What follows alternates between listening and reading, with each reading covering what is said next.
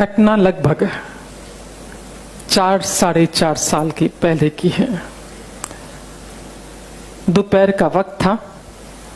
मैं कल्याण मासिक पत्रिका पढ़ रही थी। मुझे लगता है काफी लोग परिचित होंगे इस कल्याण मासिक पत्रिका से। गीता प्रेस गोरखपुर से जो छपती है, परिचित है ना, मारवाड़ी तबका है तो जानते हैं। वो पढ़ रही थी। उसमें 1.5 पेज का, उसके पेज भी बड़े बड़े आते हैं, फुल साइज पेज आते हैं। 1.5 पेज का एक आर्टिकल लिखा हुआ था स्वामी रामसुख जी महाराज द्वारा।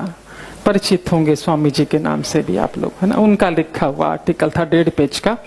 1.5 पेज में उन्होंने क्या लिखा था, खाली सार आप तक पहुंचा रहे हैं। लिखते हैं स्वामी जी कि जो भी आप गलत कार्य करते हैं, झूठ बोलते हैं, चोरी करते हैं, जो भी गलत काम करते हैं, उस कर्म का फल तो आपको भोगना ही पड़ेगा।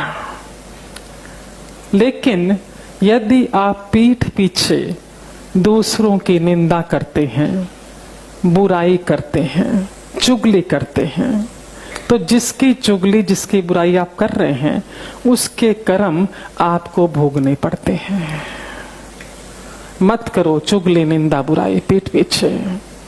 अपने ही कर्म कम है क्या भोगने के लिए, जो दूसरों के भी अपने माथे मढ़ते हो, मत करो।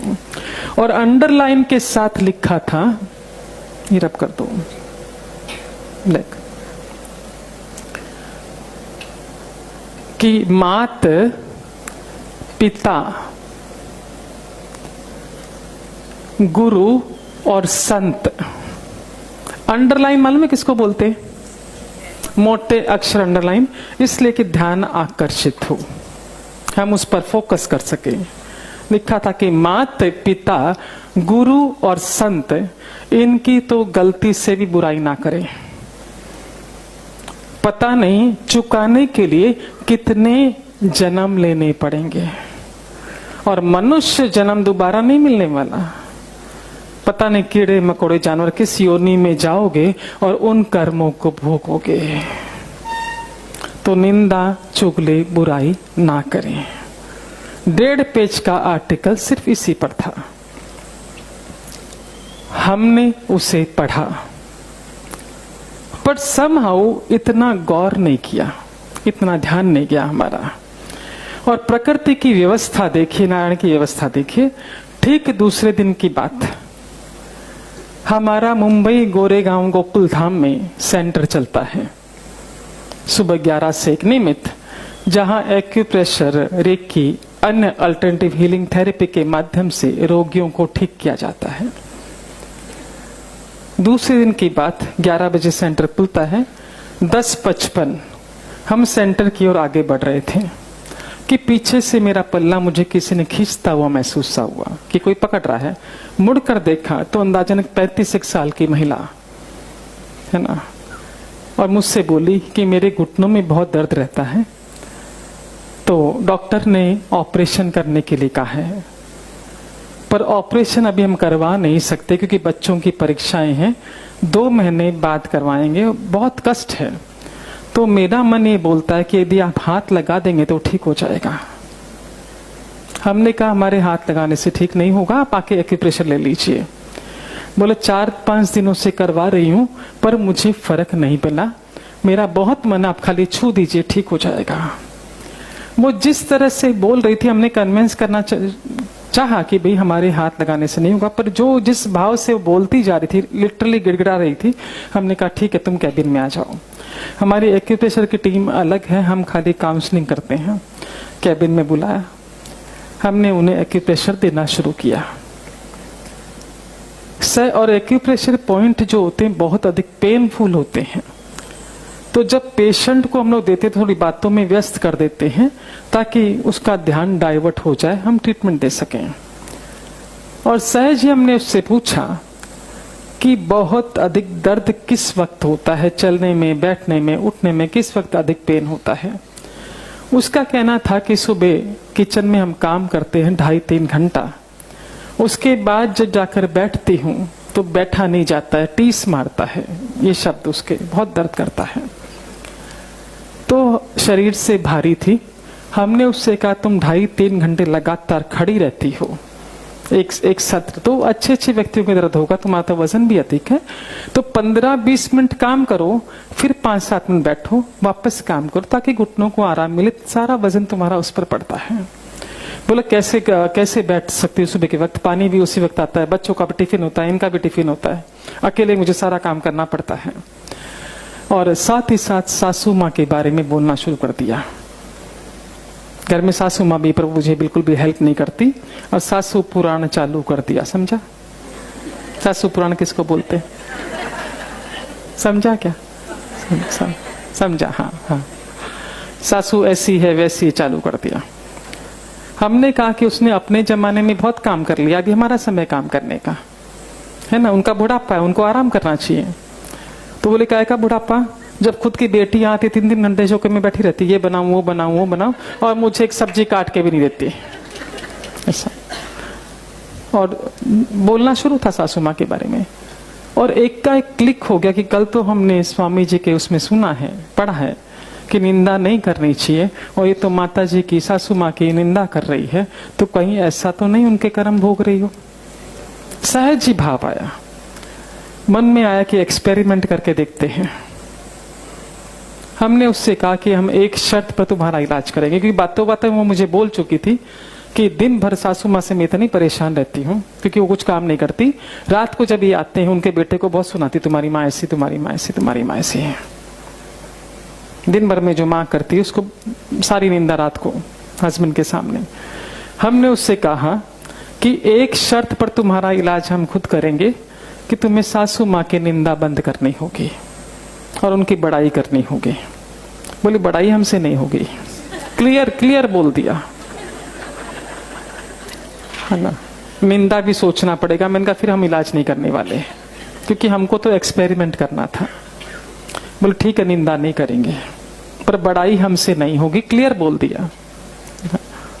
सेकेंड डे आई, कुछ परिवर्तन नहीं था, पेन एज इट इज था, पर उसे मन में एक संतोष था कि हम कर रहे हैं तो ठीक हो जाएगा। हमने आते से पहला प्रश्न पूछा, कल निंदा करी क्या? बोला यहां तक आया। उसी ने जो एक्शन किया, पर हम नहीं बोले क्योंकि आपका डर था कि आप इलाज नहीं करोगे। और हमने उससे ये भी कहा था कि तुम तो करोगे नहीं निंदा, और यदि हस्बैंड भी करेगा माँ के बारे में कुछ तो आपको सुनना भी नहीं है। बोले नहीं वो तो नहीं करते, मैं ही करती हूँ। मैंने कहा चलो एक पक्ष है। थर्ड डे 2 दिन बीता, 2% 3% थोड़ा अच्छा लगा। चौथे दिन बहुत खुश होकर आई, वेरी हैप्पी। आते से मुझे बोली कल जो पॉइंट आपने दिया था ना वो आज भी देना। मैंने कहा उससे बहुत आराम मिला क्या? बोले नहीं, घुटनों में उतना फर्क नहीं है, पर बरसों बाद मुझे बहुत अच्छी नींद आई। जो कॉलेज के जमाने में सोती थी, सुबह उठती थी,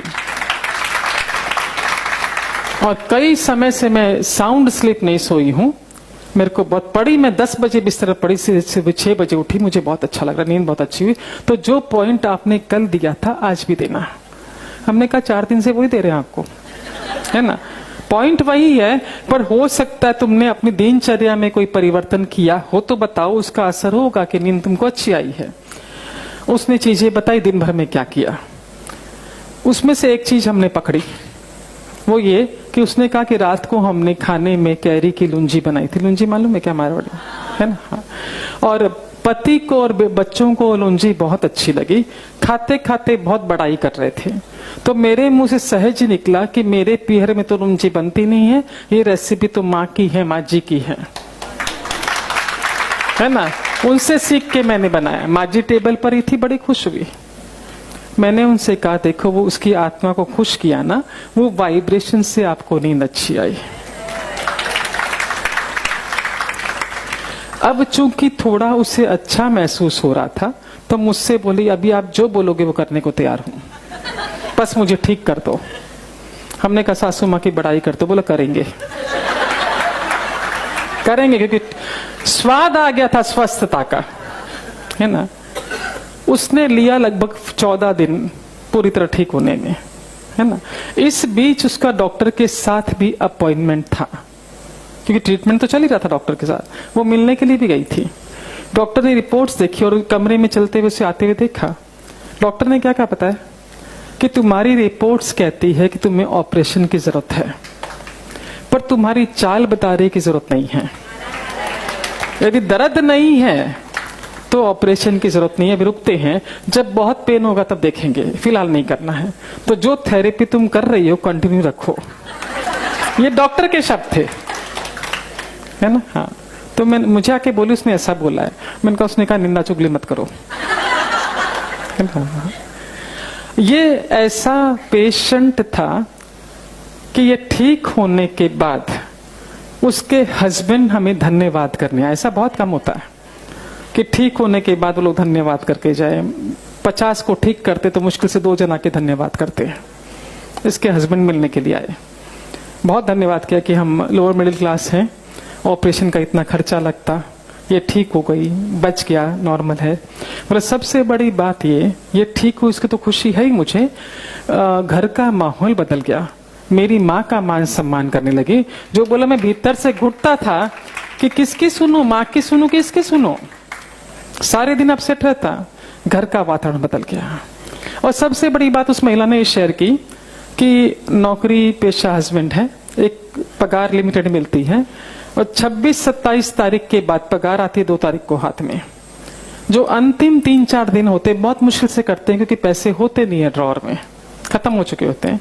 पर इस बार बोले मैं 15 दिन आपके पास भी आई, 50 रुपया जाने का लगता है, 50 रुपया आने का लगता है ऑटो में आपके पास ट्रीटमेंट कराने का।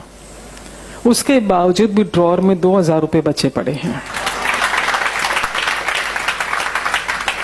ये तो हमको भी बड़ा मजा आया रिसर्च करके। अब हमने क्या किया कि सारे पेशेंट्स पर चालू कर दिया एक्सपेरिमेंट कि जो भी ट्रीटमेंट के लिए आ रहा है उसको ये चीजें नहीं करनी है, क्योंकि मालूम पड़े कि क्या चीजें स्वामी जी महाराज क्या कहना चाह रहे हैं। आप यकीन मानिए, मन से बोल रहे हैं, हीलिंग बहुत फास्ट होने लगी, बहुत फास्ट। जब 5-6 एक्सपेरिमेंट हो गए तो हमारा सत्संग चलता है बुधवार का, हर बुधवार 11 से 1, लगभग 400-500 लोग वहां आते, मेजर महिलाएं आती। हमने जो एक्सपीरियंस आपको सुनाया एज इट इज उनको सुना दिया कि आप लोग भी निंदा चुगली बुराई बंद कर दीजिए, दूसरों के कर्मा को भोगना पड़ता है हमको, है ना, ये बता दिया उनको। और जो आते हैं सत्संग वो इतने समर्पित भाव के कि जो कहते हैं उस पर पूरा फॉलो करते हैं। तो खाली 2 केस की यहां पर चर्चा करना चाहूंगी, क्योंकि केस तो बहुत ज्यादा है। निंदा चुगली बंद करने का क्या रिजल्ट है, 2 केस की आपको। एक हमारे पास थाना से साउथ इंडियन लेडी आती थी सत्संग में, आती है बीबी, उसका बेटा स्लो लर्नर, पूरी क्लास लिख ले, वो धीरे धीरे 10% लिख पाता था। कई थेरेपी वो करवा रही थी उसके ट्रीटमेंट के लिए, पर नतीजा नहीं आ रहा था। सत्संग में जब उसने सुना, सासू के साथ रहती थी, सासू भी घर में थी, और सासू का बिल्कुल भी मान सम्मान नहीं, बल्कि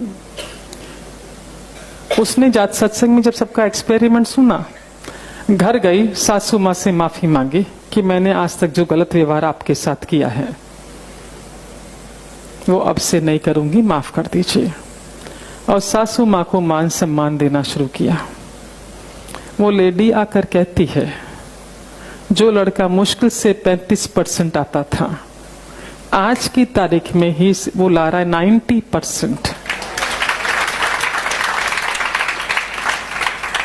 सब जो धीरे धीरे उसकी जो स्लो फटाफट पिकअप करता करता आज की 4 साल पुरानी बात है ये, आज ये अवस्था है, 90+ ला रहा है। दूसरा केस, एक महिला ने कहा, शेयर किया कि उसका एक बेटे को ब्याया, बहू आई, और कुछ सासू माँ बेटे की नहीं बनी तो बिना बताए बेटा बहू घर से चले गए। कहाँ गए ये भी समाचार नहीं। उसने 2-4 बार हमसे आके कहा ये बात कि वो कहाँ गए मालूम नहीं है, और उनका कोई फोन भी नहीं आता है। हमने कहा उनका नहीं आता तुम कर लो। इसने करना शुरू किया, पर बेटा भी फोन काट देता, बहू भी फोन काट देती, कोई संपर्क नहीं। आके मुझसे बोले वो काट देता है फोन। हमने कहा अपनी प्रार्थना चालू रखिए और फोन करना चालू रखिए, किसी दिन तो उठाएगा वो। एक दिन उठाए, बेटे ने चिल्लाया जोर से कि क्यों परेशान कर दिया, तुमसे कोई संबंध ही नहीं है हमारा, छोड़ दिया। सत्संग में बैठी हुई थी, सोच रही थी कि मैं किसकी निंदा करती हूँ, क्योंकि लोग शेयर करते तो खुद को टटोला उसने। तो उसको एहसास हुआ कि शाम को जब राउंड मारने जाती है, सोसाइटी में वॉक करने जाती है, तो बिल्डिंग के सामने 8-10 महिलाएं घेरा बना के बैठती है, और जो महिला नहीं आती उसकी चर्चा। देख, अपने आप ही बोला, मैंने तो कुछ बोला ही नहीं। सत्संग से जाने के बाद उसने कहा उन अपने ग्रुप को कि यदि देखो तुम लोग किसी की निंदा चुगली बुराई करोगे तो मैं तुम्हारे साथ नहीं बैठूंगी, मैं मेरा वॉक करूंगी, क्योंकि मैं सत्संग में बोला गया नहीं करना, दूसरों के कर्मों को अपने सर नहीं लेना है। तो महिलाएं हंसने लगी कि चुगली नहीं करेंगे तो टाइम पास कैसे होगा। बोला मुझे तुम्हारे साथ नहीं बैठना। बोला मैंने वॉक करना चालू कर दिया, माला करती वॉक करती। तीसरे दिन बेटे का फोन आता है, माँ कैसी हो। थर्ड डे जन्मदिन भी माँ का आया तो सत्संग में मिठाई लेकर आया था सेलिब्रेशन के लिए, है ना। एग्जाम्पल बहुत है पर समय सीमित है। हम विस्तार से चर्चा इस बात की करते हैं कि जब हम निंदा करते हैं तो कैसे कर्म हमारे माथे आते हैं। ये ध्यान से देख लीजिए, आपको कई प्रश्नों के उत्तर त्वरित मिल जाएंगे।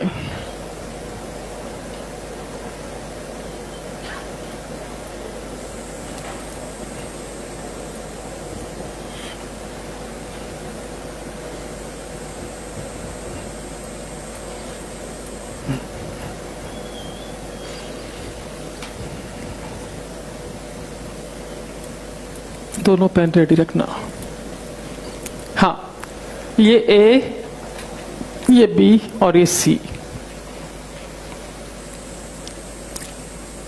चूंकि ये महिलाएं, चूंकि महिलाओं के बारे में अधिक कहा जाता है, निंदा बुराई करते हैं, पर बाकी मेरे भाई लोग भी कमती तो नहीं है।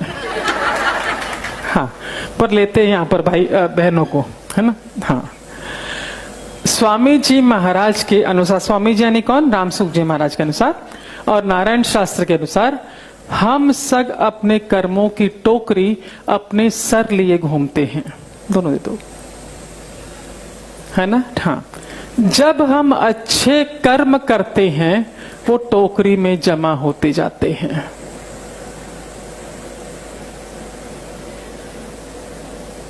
छोटा बड़ा जो भी आपने किया वो कर्म हमारी टोकरी में आता जाता है।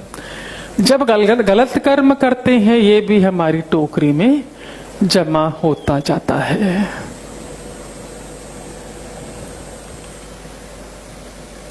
बराबर है ना। हाँ, इन कर्मों को हम भोगते हैं, है ना। जो अच्छे कर्म करे हैं उसकी बाबत हमें सुख मिलता है भोगने के लिए, जो गलत कर्म कर रहे हैं उसकी एवज में हमें दुख मिलता है भोगने के लिए। भोगने के माध्यम क्या, हम तन से भोगते हैं, मन से भोगते हैं, धन से भोगते हैं और संबंधों से भोगते हैं। तन अस्वस्थ, गलत काम किया, तन अस्वस्थ, मन अस्वस्थ, धन की हानि, संबंधों में दूरियां, ये दुख है। तन स्वस्थ, मन स्वस्थ, धन स्वस्थ, संबंध स्वस्थ, ये सुख है। इतना समझा है ना।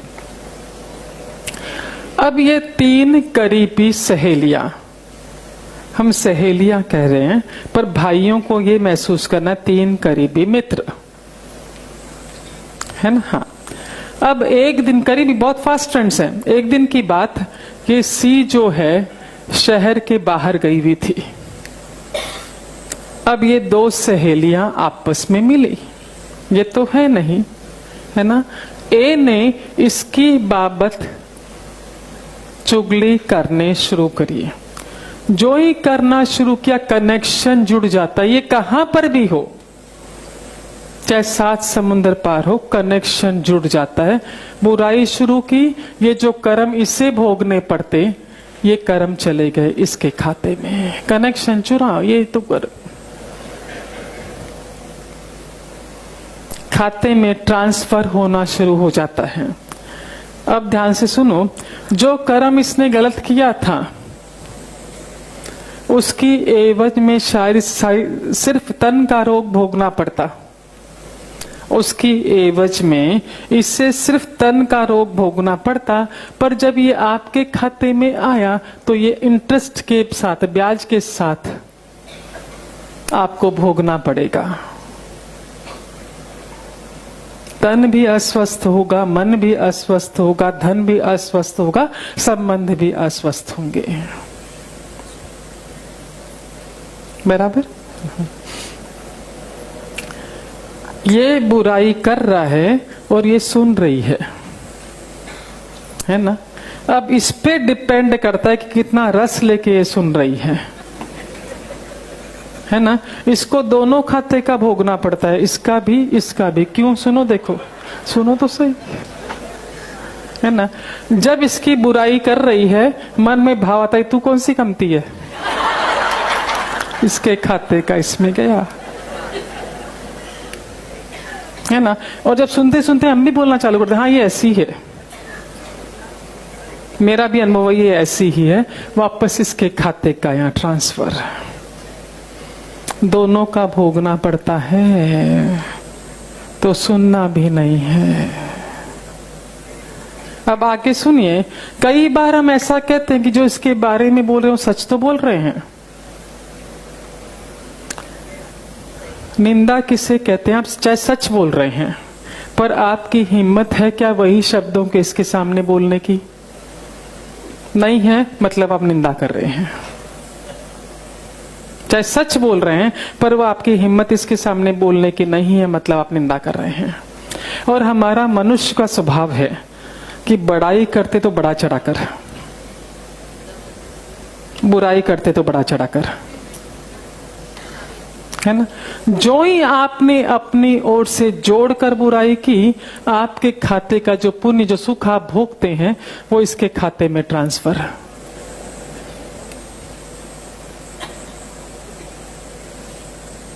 क्या पिन ड्रॉप साइलेंस है, वाह।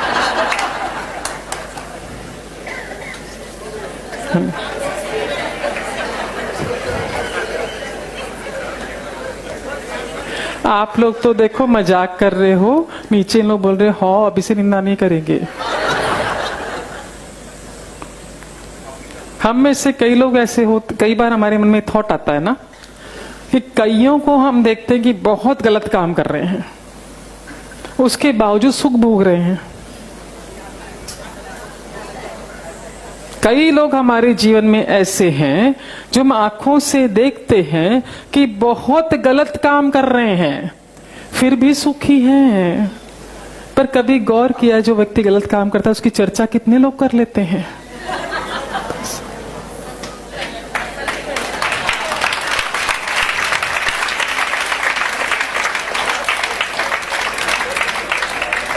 तो सुख भोगेगा ही ना। कितनी चर्चा उसकी करते हैं। हाँ, अब सुनिए जरा सा, आप 10 अच्छे कर्म किए आपने। स्वामी जी महाराज लिखते हैं कि 10 अच्छे कर्म किए, 2 गलत काम किए, है ना। हम उनसे कह दें कि भाई 10 में से 2 काट ले, 2 का भी भोगना पड़ेगा, 10 का भी भोगना पड़ेगा, है ना। अब देखिए जरा सा, ध्यान दीजिए। अब चूंकि अच्छे कर्म मात्रा अधिक है, ये 2 ही है, समझो इसकी एवज में चिट्ठी कटती है हमारी, समझा, पावती कटती है। उसमें आया कि 1 दिन का अनाज नहीं मिलेगा खाने को। क्या सजा मिली है हमारे कर्मों की हमें?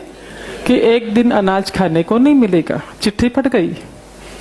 पर चूंकि ये कर्म तगड़े हैं, ये चिट्ठी खाते में कब डालेगा? जिस दिन आप बोलेंगे आज डाइट करती हूँ, आज खाली फ्रूट पे रहती हूँ, या आज एकादशी करती हूँ, ये खाते में शिफ्ट कर देगा। आपको पता ही नहीं चलेगा, क्योंकि अच्छे कर्म तगड़े हैं। पर 10 कर्म गलत हैं, 2 अच्छे हैं, है ना। 2 अच्छे की एवज में 56 भोग की पावती मिली आपको, पर खाते में कब आएगी? जब पेट अस्वस्थ होगा।